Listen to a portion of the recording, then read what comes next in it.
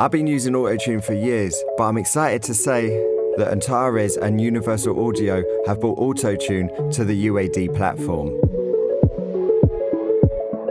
I'm going to walk you through some of the basic features of Auto-Tune, and then with the help of AJ, share some of my personal tricks that I like to use on singers. If you want the lowest latency possible, you can run Auto-Tune inside Console here. In Console, you can monitor and record through Auto-Tune in real time with near zero latency. If you want to print the sound of Auto-Tune into your DAW, make sure your channel is set to record. Auto-Tune's algorithm actually sounds better if you place your cut filters and your de-essers first. Before Auto-Tuning your vocal chain, you might also want to insert the new SSL-E channel strip as a Unison plugin on the input channel inside of Console. Then you can adjust your cut filters here. The mic gain knobs on the Unison plugins control the actual hardware preamp gain on the front of the Apollo. Bear in mind that when recording through the Apollo, that Unison plugins are always committed in real time on the way in.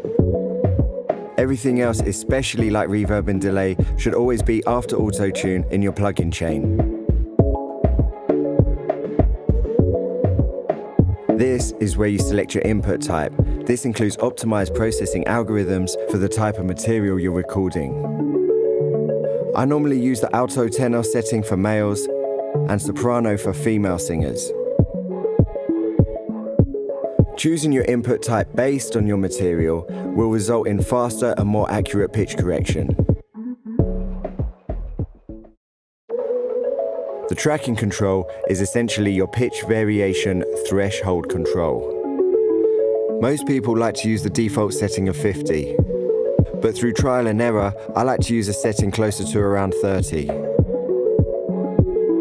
If, for instance, you're working with a distorted vocal, you might want to choose a more relaxed setting.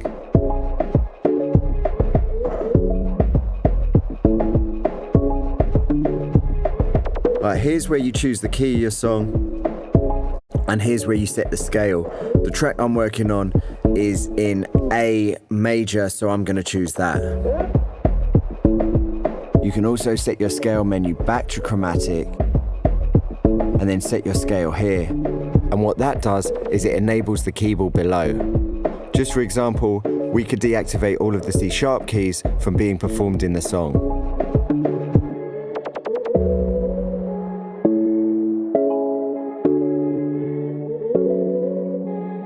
This is the retune speed.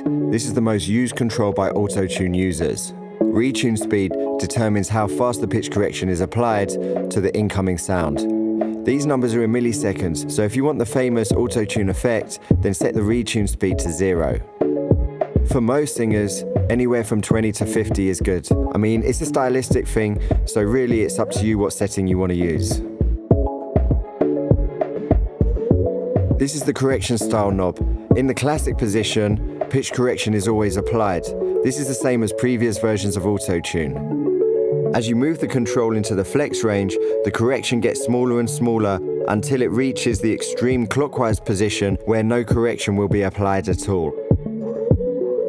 For jazzy singers or singers that bend up or down into notes, the correction style can give the singer a more natural sound.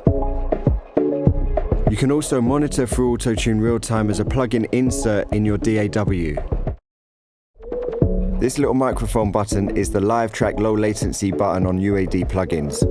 While you can run the plugin at a much lower latency, it will cost you more CPU from your computer. It's important to enable this feature, especially if the singer's monitoring themselves through Auto-Tune in real time.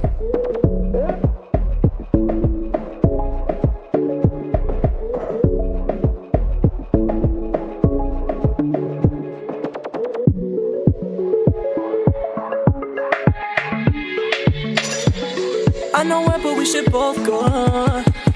We should both go. Later on, late night. Bring your friends to the party. They say hips don't lie. Make sure you don't hurt nobody. So in this song, I chose a retune speed of 9 just because I wanted to hear a bit more of the Auto-Tune effect on AJ's vocals.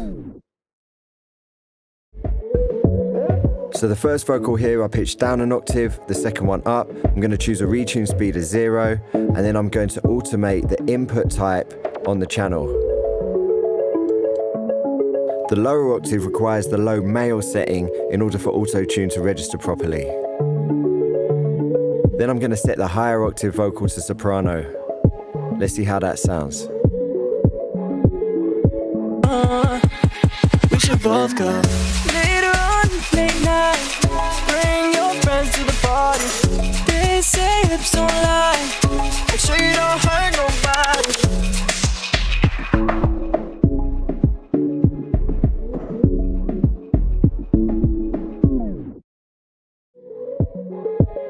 Alright, now I'm going to have AJ cut the first of his 4 backs, and I'll show you in auto-tune the settings that I'll apply.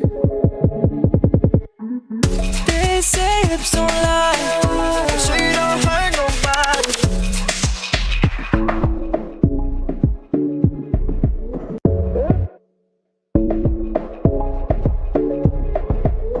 Alright, so AJ finished cutting his vocal stack. We've got 4 vocals, and you can see over here that we've got the first channel pan 35 left, second channel pan 35 right, third channel 100 left, fourth channel 100 right. So in the first instance of auto-tune, you can see here that I'm using a retune speed of 0. This is the left channel, but here's where it gets interesting, is the scale detune knob I've got set to -4. On the right channel, which is pan 35 right, you can see that I'm using a setting of +4. This is a little trick we used to use with other methods to create separations in the backs. So let's see how those two sound when played together.